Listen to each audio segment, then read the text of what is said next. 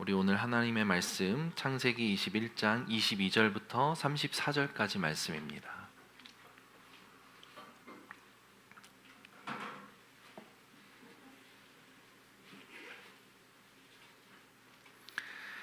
창세기 21장 22절에서 34절까지 말씀입니다. 우리 돌아가면서 읽어보도록 하겠습니다. 그때 아비멜렉과 그 군대 장관 비골이 아브라함에게 말하여 이르되 내가 무슨 일을 하든지 하나님이 너와 함께 계시도다.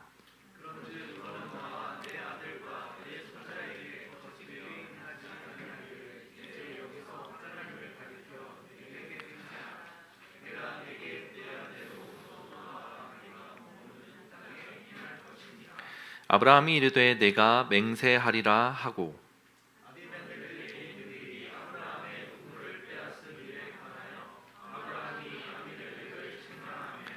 아비멜렉이 이르되 누가 그리하였는지 내가 알지 못하노라. 너도 내게 알리지 아니하였고 나도 듣지 못하였더니 오늘에야 들었도다.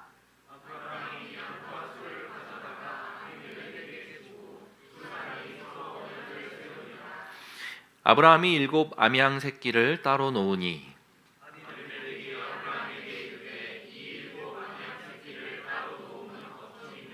아브라함이 이르되 너는 내 손에서 이 암양 새끼 7을 받아 내가 이 우물판 증거를 삼으라 하고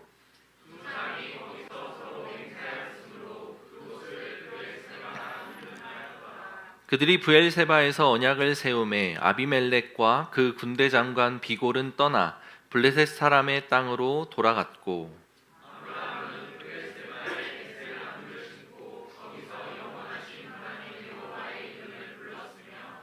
함께 읽습니다. 그가 블레셋 사람의 땅에서 여러 날을 지냈더라. 아멘. 우리는 우리의 삶을 우리 스스로의 힘으로 살아간다고 생각하고 살아갑니다. 실제로 우리가 열심히 사는 건 맞죠.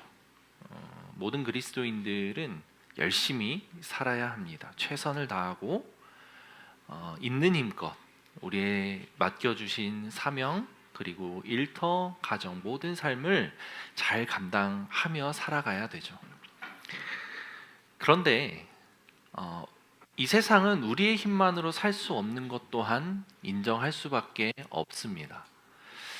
내가 있는 힘껏 노력을 하지만 최선을 다하지만 언제나 늘 그 최선을 다한 결과가 우리에게 오는 것도 아니고 내가 감당할 수 없는 그런 큰 일들이 우리 삶에 나타나기도 합니다. 그럴 때면 우리는 내가 아닌 내 너머에서 일하시는 하나님께 시선을 돌립니다. 그리고 하나님, 나를 도와주십시오. 나에게 하나님의 일하심을 드러내 보여주십시오 라고 기도를 하죠. 그런데 그렇게 우리가 감당하지 못하는 순간이나 일하심 또는 어떤 상황이 발생되기 전에도 그냥 우리가 열심히 살아가서 살아가는 것대로 삶이 진행되는 것 같은 순간에도 여전히 하나님이 일하고 계시다는 사실을 우리는 기억해야만 합니다. 나의 힘으로 살아가는 세상 같지만 사실은 하나님이 돕고 계시다는 것이죠. 사실은 하나님이 일하고 계신 그 세상 속에서 내가 그 하나님의 일하심에 발맞추어 같이 나아가고 있다는 것을 그리스도인들은 항상 기억하고 살아야만 합니다. 하나님이 그렇게 실제로 일하시기 때문입니다. 그래서 우리가 느끼든 느끼지 못하든 보이든 보이지 않든 하나님은 존재하시고 그 존재하시는 하나님은 늘 그렇게 일하고 계신다. 이게 우리의 믿음의 아주 중요한 전제인 것 같습니다. 아브라함은 갈대아 우르에서 하나님이 부르셔서 가나안 땅까지 하나님이 약속하신 그 땅까지 넘어왔습니다. 그래서 하나님의 약속을 따라서 그 땅에서 열심히 살아가죠. 하나님은 여전히 보이지 않습니다. 잊을만 하면 나타나서 하나님의 약속을 말씀하셨고 특별하신 신비한 경험을 통해 아브라함이 하나님을 알 수 있도록 또는 잊지 못하도록 해가면서 아브라함을 이렇게 인도해 가십니다. 압도적인 하나님의 영광을 발견하기도 하고 내가 감당할 수 없는 상황에서 일하시는 하나님의 기적으로 살아나기도 하고 또는 그냥 아주 평범한 일상 속에서 하나님을 잊고 살아가는 것 같지만 여전히 하나님이 일하신다라고 하는 것을 발견해 가며 또는 발견함을 스스로 기억하지 못하며 그냥 그렇게 살아왔어요. 창세기 12장부터 오늘 창세기 21장에 이르기까지 우리는 그 아브라함의 여정을 살펴봤습니다. 우리의 일상과 하등 다를 바 없는 아브라함의 모습이었죠. 넘어지기도 하고 어떻게 아브라함이 인간으로서 그럴 수 있나 싶을 만큼 아주 치욕스럽고 치명적인 실수들을 하는 모습도 지켜봅니다. 그런 아브라함이 이제 오늘에 이르러서 아주 많은 믿음의 성장을 이루고 있구나라는 것을 발견해요. 그의 믿음의 성장은 그가 잘나서 그가 노력해서가 아니라 하나님이 그를 도우셨고 하나님이 보이지 않는 곳에서 그를 이끌어 오셨다라는 것을 아브라함이 인정하고 그 하나님의 일하심을 신뢰하면서부터 믿음의 성장이 일어난 겁니다. 하나님이 하셨지만 아브라함이 그것을 믿음의 눈으로 바라보고 믿음으로 취하지 못했다면 그의 믿음은 성장하기 어려웠을 거예요. 저와 여러분들의 삶에도 하나님은 동일하게 일하십니다. 알 수 없는 상황에도 감당 안 되는 순간에도 또는 너무 평범한 일상 속에서도 끊임없이 하나님은 우리에게 일을 하시지요. 그 일하시는 하나님을 우리는 믿음의 눈으로 보고 고백할 수 있어야 합니다.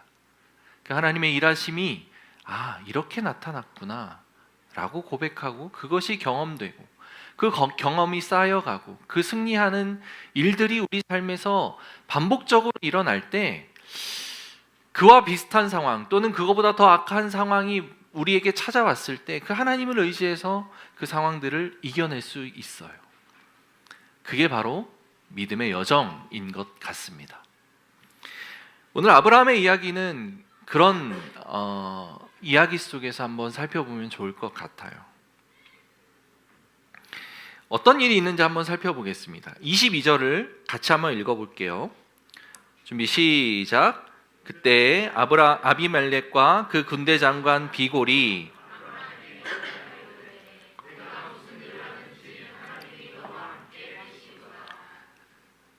아비멜렉과 그 군대 장관 비골이 아브라함에게 나타납니다. 근데 그 앞에 보면 그때라고 되어 있어요. 그때는 언제입니까? 지금이 어느 때이죠? 아브라함이 무엇한 때?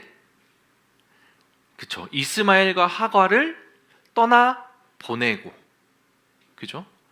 그리고 하갈과 이스마엘은 그 광야에서 죽을 것 같다가 하갈의 눈을 이렇게 밝히셔서 샘을 보게 하셔서 하나님이 극적으로 살리신 그때 아브라함 입장에서는 너무 사랑하는 나의 첫째 아들을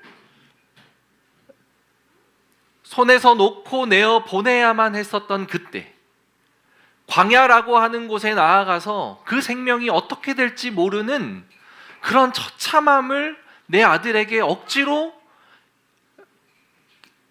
펼쳐지게 해야만 했던 그때가 지금 이때입니다. 그때 아비멜렉과 그 군대 장관 비골이라고 하는 사람이 아브라함에게로 온 거예요. 근데 이 사람들의 고백이 아주 놀랍습니다. 네가 무슨 일을 하든지 하나님이 너와 함께 계시도다 라고 하는 고백을 합니다. 아브라함의 고백이 아니에요. 아브라함의 식솔의 고백이 아닙니다.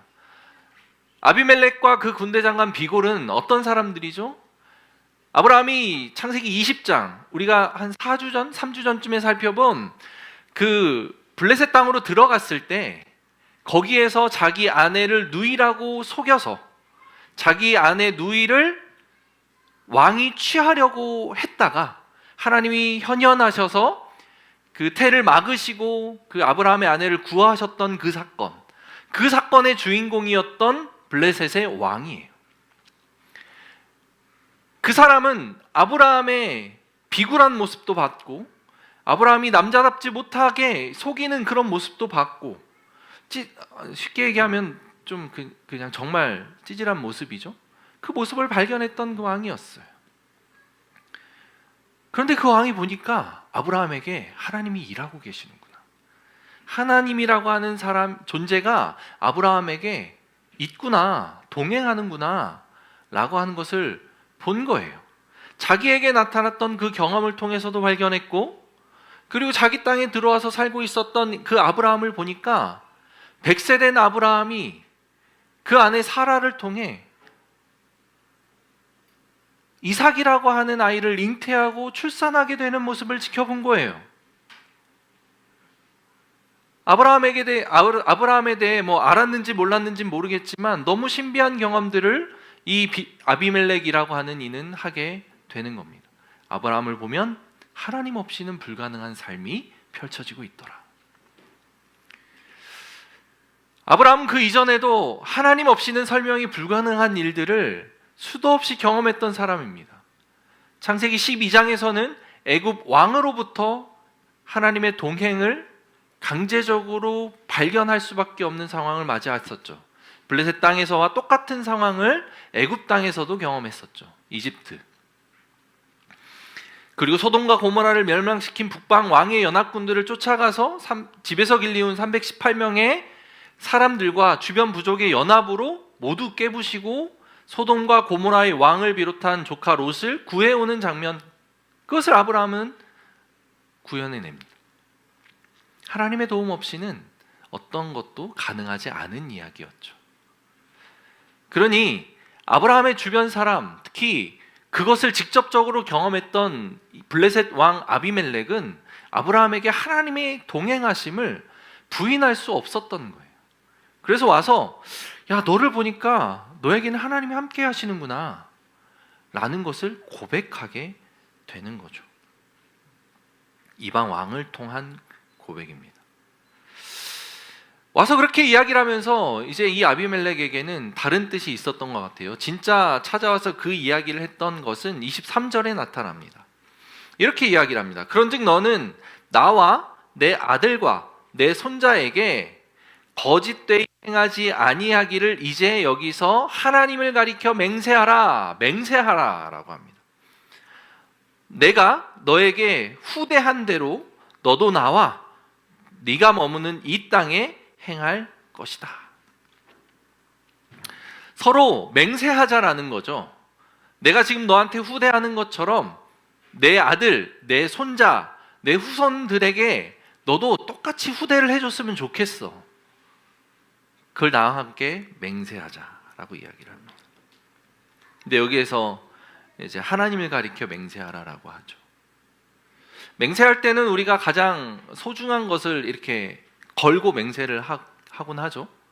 그래서 아비멜렉이 봤을 때는 아브라함이 하나님을 참 그렇게 소중히 여기는 것처럼 생각했던 것 같아요. 그러니 너의 하나님을 걸고 맹세하자라고 이야기를 하는 거죠. 아브라함에게는 그렇게 하나님이 소중해 보였던 것 같습니다. 우리는 맹세할 때 뭐 종종 내 목숨을 걸기도 하고 내 명예를 걸기도 하고 또는 가끔씩 그 어린아이들은 우리 엄마를 걸기도 하고, 그죠? 그렇게 이제 가장 소중한 것을 걸면서 맹세를 합니다.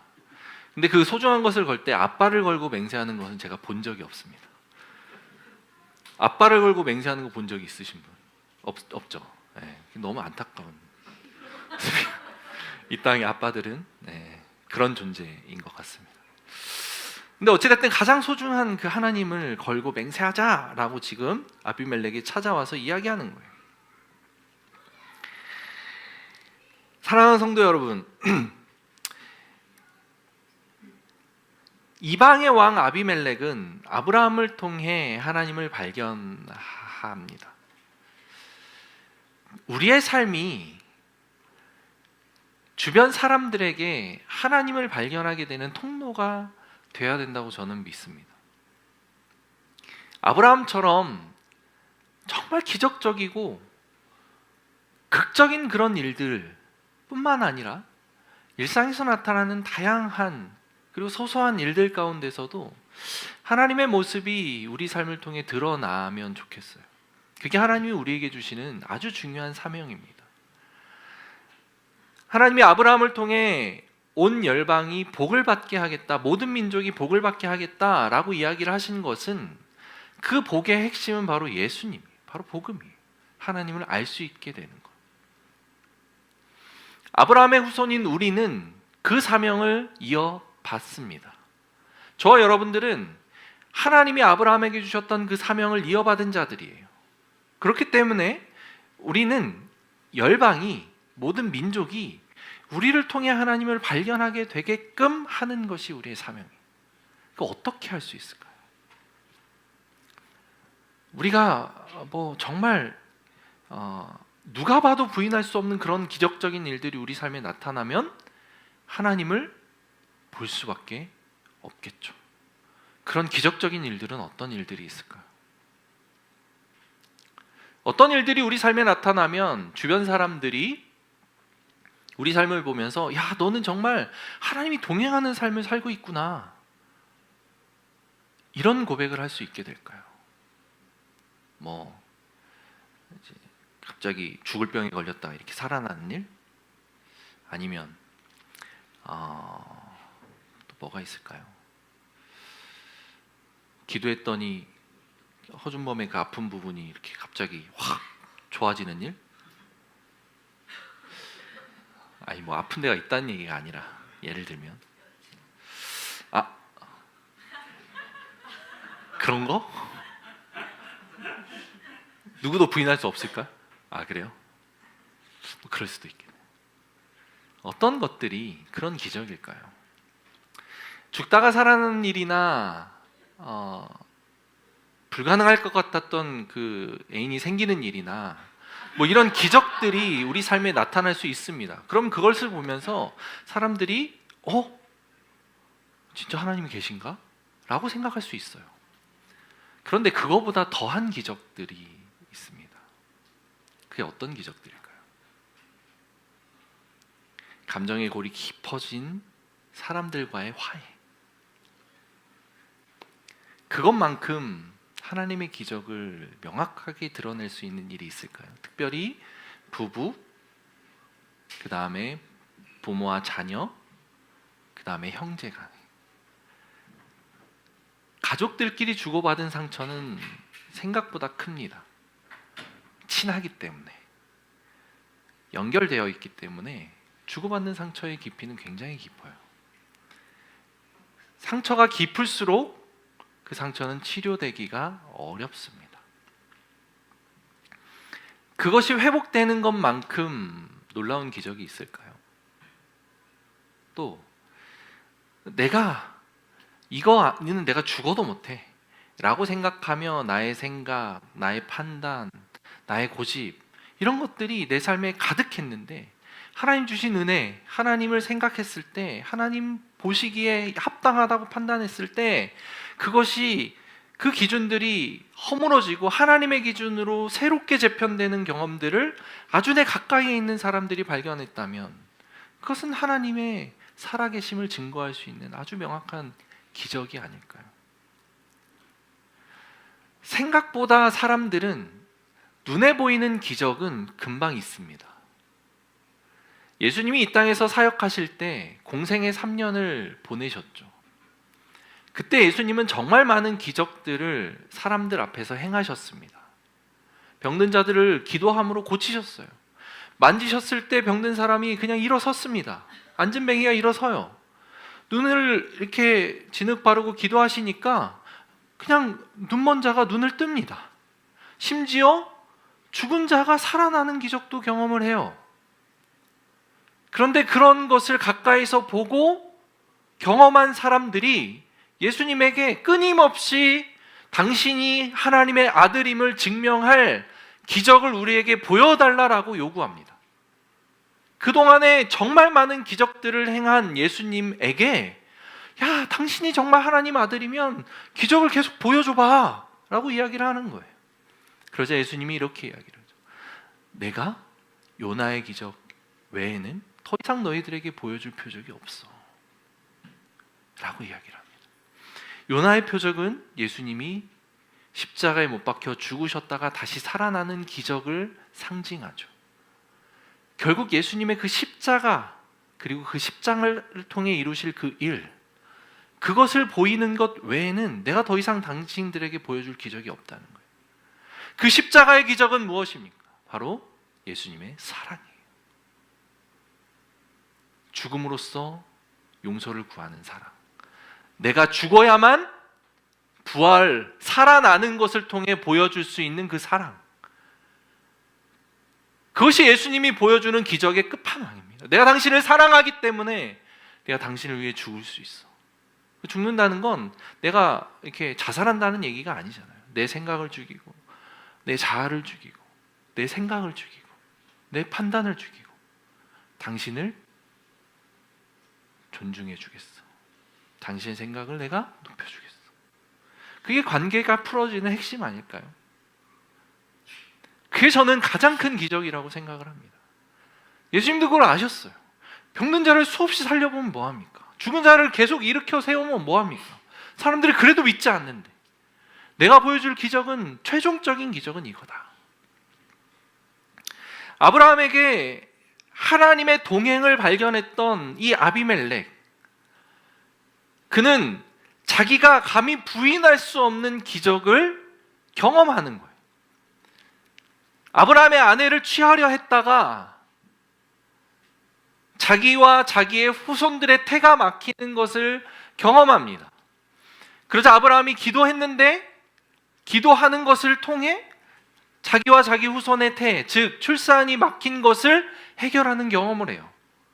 그래서 그는 아브라함에게 하나님이 계시다는 것을 발견합니다. 기적을 통해 하나님을 발견하죠. 우리 삶에 이런 기적들이 나타나면 정말 좋겠죠. 내가 기도했는데 막 죽어가던 사람이 살아나고, 불임했던 사람이 이렇게 임신을 하게 되고, 그러니까 애증 생겨지고, 뭐 그런 일들이 그냥 기도하면 막 나타나. 그러면 우리 삶에 정말 하나님의 일하심이 막 나타날 것 같아. 근데요, 이거는 그 순간의 고백을 이끌어낼 수는 있지만 그게 본질적인 사람의 변화와 예수님을 발견하는 데까지 가는 것에는 한계가 발견됩니다. 그래서 아브라함은 그 아브라함의 모습이 어떻게 변화되는지 이 성경에서 다시금 또 설명을 해요. 이어지는 말씀을 보니까 25절, 26절 같이 한번 읽어볼까요? 준비, 시작.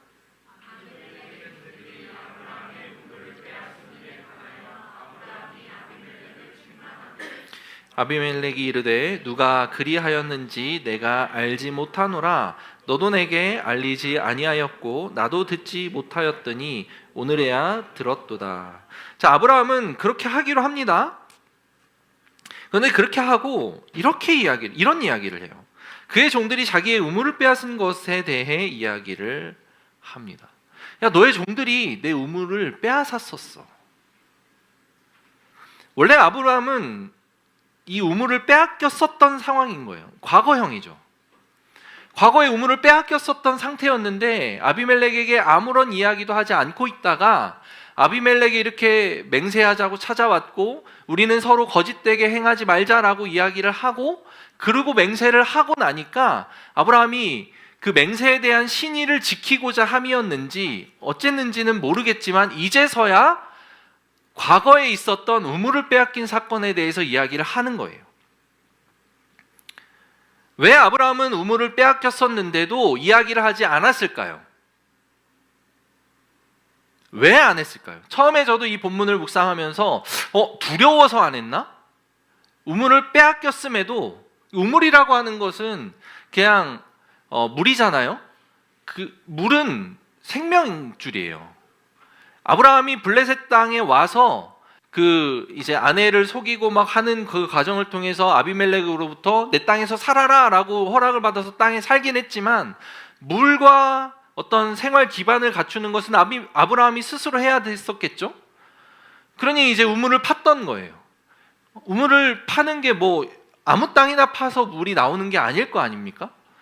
팠는데 물이 나오는 정말 기적적인 또는 놀라운 은혜, 또는 열심히 노력해서 우물을 파서 우물을 소유했는데 아비멜렉의 그 백성들이, 그 땅의 원주민들이 그 우물을 빼앗은 거예요. 그럼 아브라함은 어떻게 해야 됩니까? 이사해서 또 다른 곳에서 또 우물을 파야겠죠. 우물을 파는 것도 쉽지 않았을 텐데 판 우물을 빼앗겼을 때 나타났던 아브라함의 그 상실감, 아브라함이 식솔이 한두 명이 아니었습니다. 알죠? 이미 롯을 구했을 때부터 집에서 길리운 전쟁을 할 수 있는 사람만 318명이었다고 하면 그에 딸린 식구들, 그리고 그로부터 시간이 훨씬 더 지난 후니까 더 많은 사람들이 아브라함에게 지금 있었을 거예요. 사람들만 있었을까요? 가축들, 수많은 가축들도 있었겠죠. 그들의 물을 먹이고 막 살림을 해야 되고 하는 상황들이었습니다. 우물을 빼앗겼다는 것은 그 모든 자기가 책임져야 되는 그 사람들, 가축들의 생명이 경각에 달렸다라고 봐도 무방한 상황이었던 거예요. 아브라함에게는 굉장히 심각한 상황이었을 거라고요. 그런데 그 우물을 빼앗긴 것에 대해 그동안 얘기하지 않다가 아비멜렉이 찾아와서 동맹하자, 맹세하라 라고 이야기를 하고 나서 맹세가 이루어지고 이야기를 하고 있다. 두려워서였을까?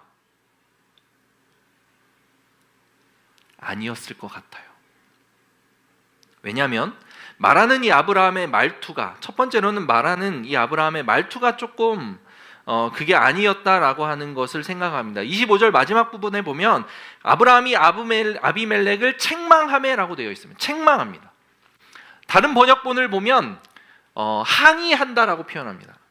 그러니까 맹세를 맺었지만 두려워하는 상태였다면 책망하거나 항의 쪽으로 이야기할 수 있었을까요? 그렇지 않습니다. 아브라함은 책망과 항의하는 투로 과거에 당신의 종들이 나의 우물을 빼앗은 것에 대해서 이야기를 하고 있는 거예요.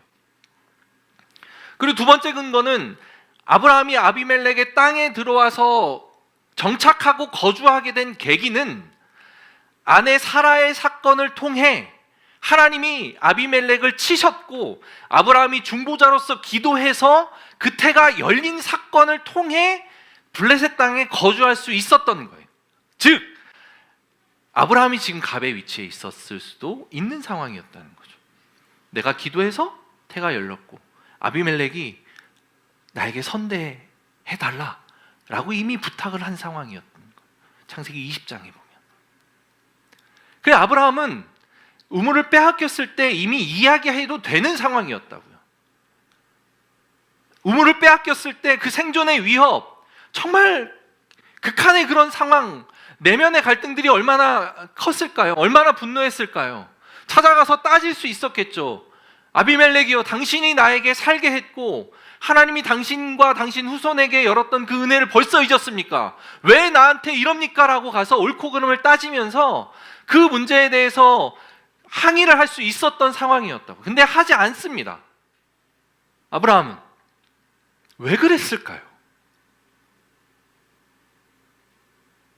이유는 하나밖에 없습니다.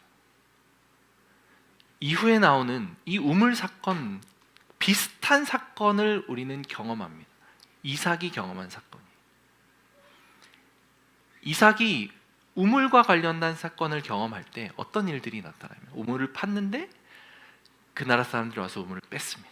그럼 아무 소리 안 하고 옮겨서 또다시 우물을 파요. 그리고 빼앗아 가요. 또다시 옮겨서 우물을 팝니다. 우리는 이 모습을 보면서 이삭이 하나님의 성품을 닮았고 온유하다라고 해석을 하죠. 아브라함은 소돔 왕을 구하러 갈 때 집에서 길리운 자들을 데리고 가서 그들을 밤새 쫓아가서 기습해서 쳐부수고 소돔 왕과 고모라 왕을 구해올 만큼 용맹한 사람이었습니다. 그가 싸움을 할 줄 모르는 사람이 아니었어요. 그리고 힘이 있었던 사람입니다. 힘이 없었던 사람이 아니에요.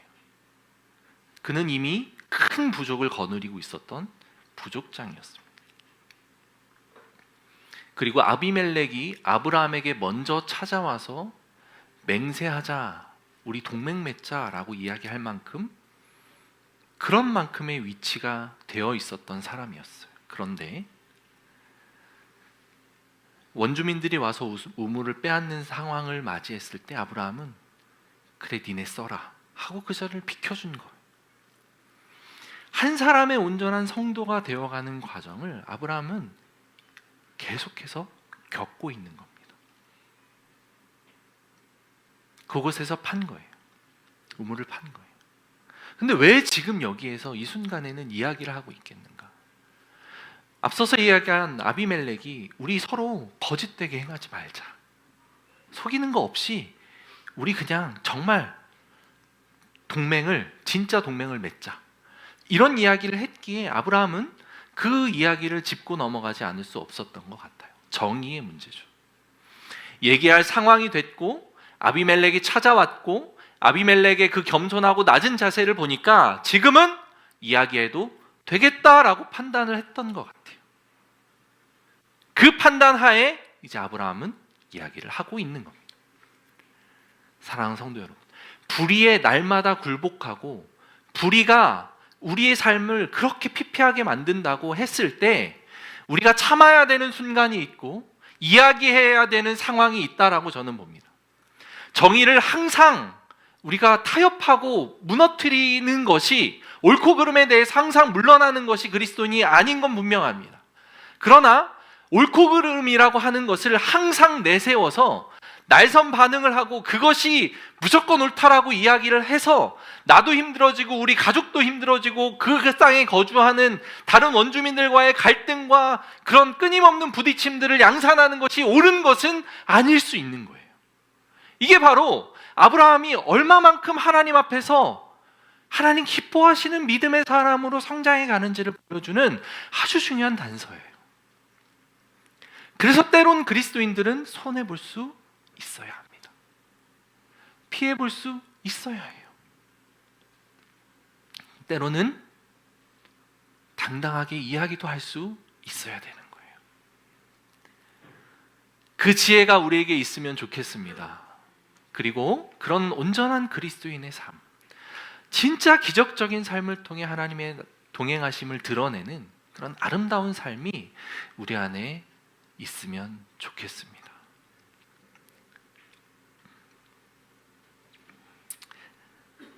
마지막 주제입니다. 33절, 34절입니다. 같이 한번 읽어볼게요. 준비 시작.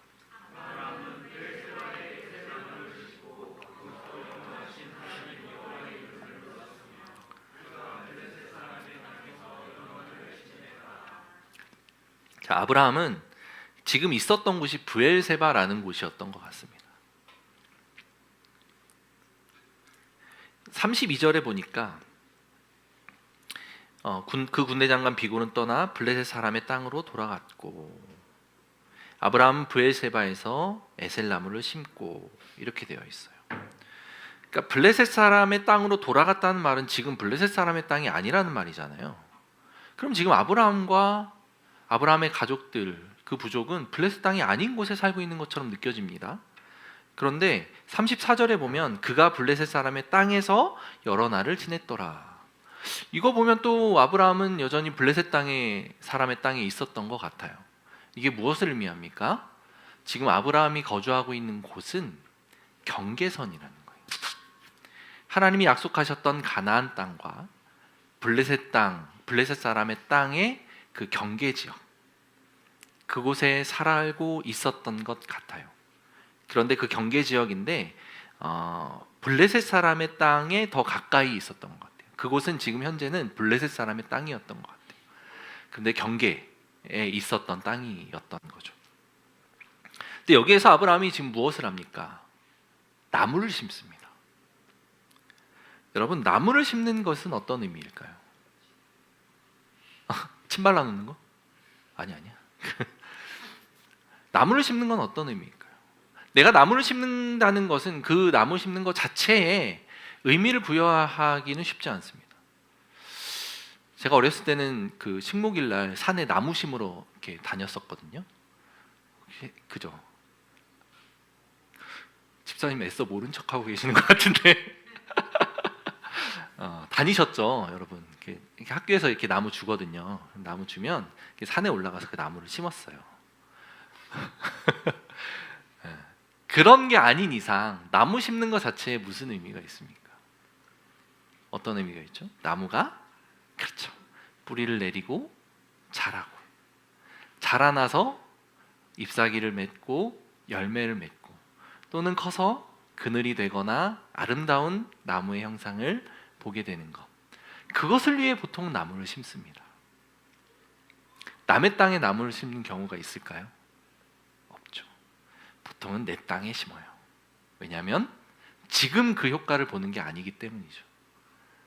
5년이 지나고 10년이 지나고 20년이 지나야, 그 나무가 자라나야, 그래야 그 나무로부터 오는 유익을 맛볼 수 있기 때문입니다. 아브라함은 이 땅에 나무를 심습니다. 자기 땅이 아니에요. 아브라함이 소유한 건 그냥 자기가 팠던 우물에 대한 소유권을 주장할 수 있었던 것 뿐이지, 이 땅은 아브라함이 소유한 땅이 아닙니다. 심지어 하나님이 약속하셨던 가나안 땅도 아니에요. 블레셋 사람의 땅입니다. 지금 현재 그가 거주하고 있었던 곳은. 아브라함은 무엇을 보고 여기에다가 나무를 심습니까? 아브라함의 고백을 보면 우리가 그것을 유추해 볼 수 있습니다. 아브라함이 그곳에서 하나님을 어떻게 부르죠? 영원하신 여호와의 이름을 불렀고. 아브라함은 남의 땅에서 나무를 심고 우리 하나님은 영원하신 하나님입니다 라고 고백하면서 그곳에 제단을 쌓고 예배를 드리고 있었던 거예요. 이제 아브라함은 하나님을 제대로 인식하기 시작합니다. 하나님은 온 땅의 주인이라는 사실을 아브라함은 이제 인식한 거예요. 하나님이 주시기로 약속했다면 내가 어느 곳에 가든지 내가 밟는 모든 땅은 하나님께서 개입하시는 땅이다, 하나님이 다스리는 땅이다 라고 하는 믿음이 아브라함에게 이젠 자리 잡은 거예요. 이 땅을 내가 소유하지 않아도 괜찮다. 이 땅 문서가 나에게 없어도 괜찮다. 여기를 내 울타리로 치지 않아도 괜찮다. 하나님이 나에게 이 땅을 주실 것이다. 하나님의 것이기에 그것이 가능하다. 그래서 그곳에 아브라함 나무를 심은 겁니다. 여러분이 인식하고 믿고 있는 그 하나님은 어떤 하나님입니까? 하나님은 보이지 않습니다. 약속하셨던 그 약속도 너무 멀리 있어서 우리가 감조차 잡을 수 없습니다. 하나님이 일하신다고 하지만 그 일하심이 느껴지지 않습니다. 그래서 답답합니다. 그래서 내 삶은 하나님과 전혀 상관없는 그런 삶을 살아갑니다.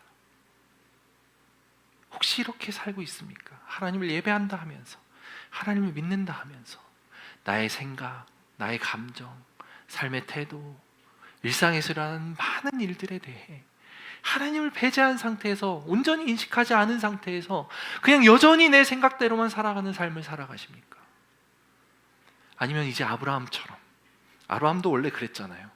하나님은 살아계셨고 나에게 약속하신 놀라운 분이신데 이집트 땅에 가서도 자기 아내를 누이 동생이라고 속이고, 블레셋 땅에 가서도 자기 아내를 누이 동생이라고 얘기하고, 전능하신 하나님과 내 삶은 전혀 연관성이 없는 그런 삶을 살아가다가 이제는 그게 아닌 거예요. 자기 아들을 죽음의 땅으로 보이는 곳으로 내어 몰면서도 하나님이 지켜주실 것이라는 삶의 진짜 고백을 이제 하게 되는 거예요. 눈에 보이는 내 땅이 아닌 곳에서도 이제 살아계시는 하나님의 이름을 부르면서 작은 나무 한 그루를 심을 수 있는 그 믿음을 아브라함은 이제 우리에게 보이고 있는 거예요. 사랑하는 성도 여러분, 보이지 않아도, 내 것처럼 느껴지지 않아도 그곳에 우리는 나무를 심을 수 있어야 됩니다.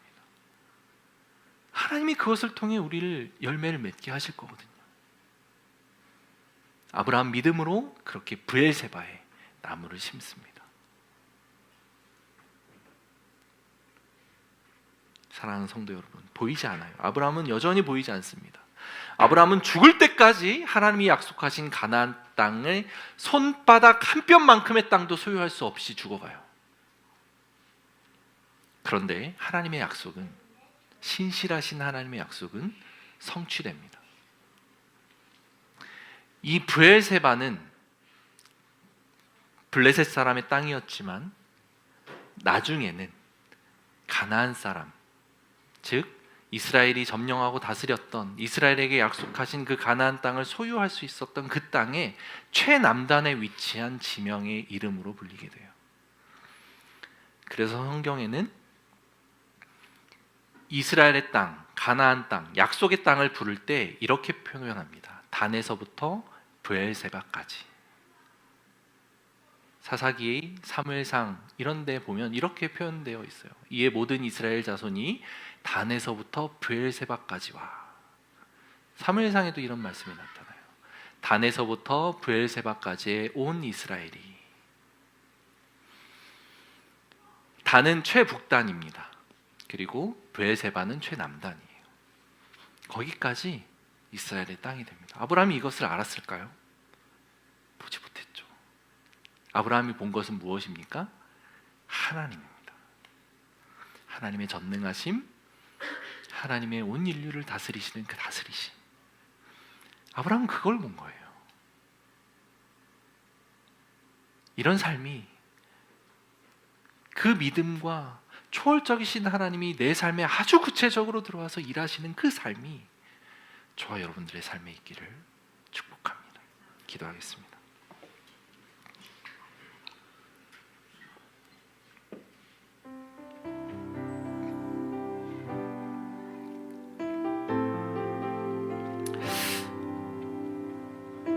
아브라함을 보면서 많은 위로를 받으셨죠. 이런 인간도 믿음의 조상이라고 불리는구나.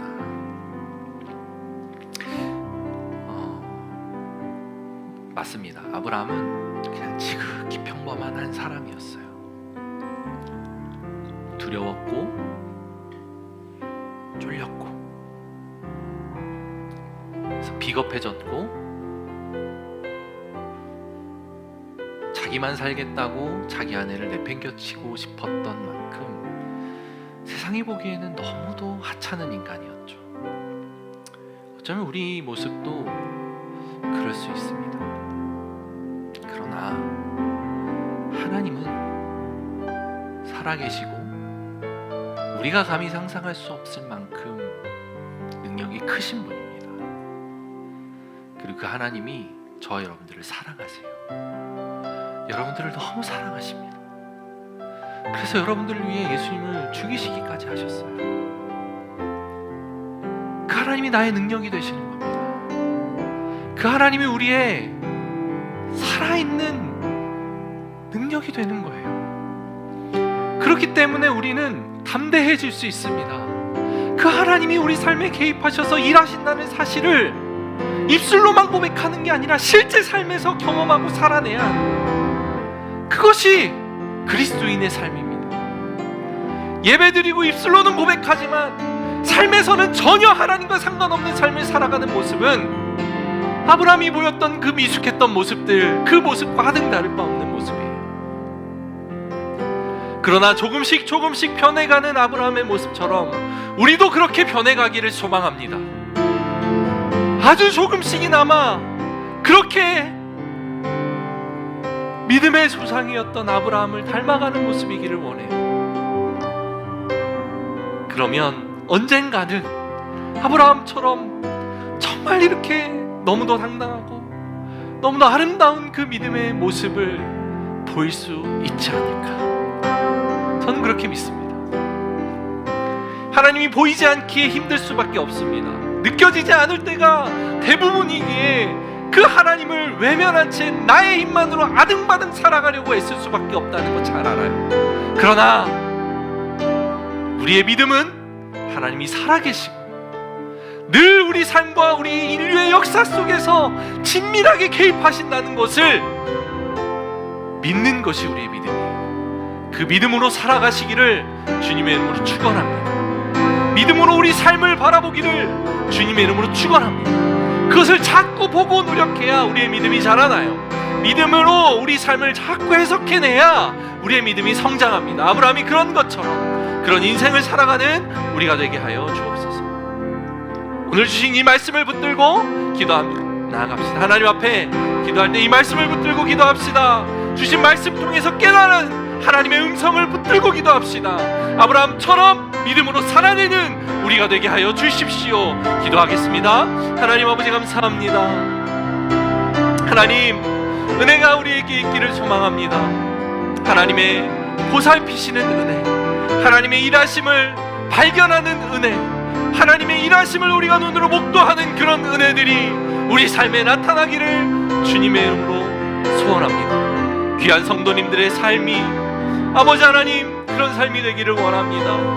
하나님과 동떨어져서 하나님은 내 삶에 어떠한 일도 개입하지 않는다라고 생각하며 하나님을 삶에서는 분리시키고 내 뜻대로, 내 편한대로, 내 생각대로, 내 감정대로 살아갔던 우리의 삶이 아니다, 그것이 하나님이 기뻐하는 삶이 아니다 라고 고백하며 하루하루를 살아가는, 하나님이 내 삶에 긴밀하게 개입하실 수 있다는 사실을 인정하며 살아가는 그런 우리의 인생 되기를 소망합니다. 아버지, 인도하여 주시옵소서. 하나님, 그런 삶을 살아내는 우리 복된 성도님들이 되기를 소망합니다. 하나님, 인도하여 주십시오. 입술을 열어 고백하고 고백하지만 여전히 내 삶은 하나님과 동떨어진 삶, 여전히 내 생각은 하나님의 생각과 동떨어진 생각, 여전히 내 감정과 내 판단은 하나님과 동떨어진 감정과 판단임을 아버지 하나님 불쌍히 여겨주십시오. 여전히 우리 삶은 치열하게 내 힘으로만 살아가려고 애쓰는 우리의 믿음 없음을 주님 긍휼히 여기시고 아버지 하나님 불쌍히 여겨주시고 친밀히 간섭하셔서 믿음으로 그 모든 상황들을 해석하고 바라볼 수 있는 귀한 우리 성도님들 될 수 있도록 인도하여 주시옵소서. 감사합니다 주님, 감사합니다 주님. 그 은혜가 우리에게 움직이길 소망합니다.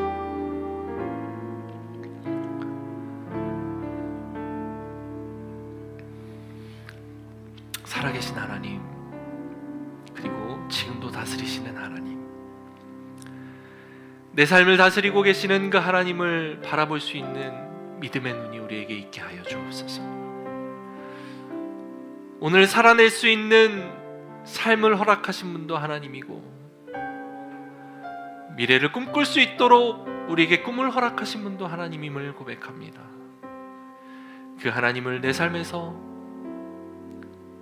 격리시키지 말고 내 삶에 긴밀히 간섭하신 하나님의 일하심을 우리 삶에서 드러내고 믿음으로 경험하며 살아가는 복된 성도님들의 삶이 되게 하여 주옵소서. 감사드리며 살아계신 예수님의 이름으로 기도합니다. 아멘. 이제는 우리를 구원하신 예수님의 은혜와 하나님의 사랑과 성령님의 교통하심이 이 말씀 앞에 바로 서기를 원하고 믿음으로 고백하기를 원하며 삶에서 다스리시는 하나님의 일하심을 믿음의 눈으로 바라보기를 원하는 사랑하는 고백교회 성도님들 머리 위에 이제로부터 영원토록 함께 있을지어다. 아멘.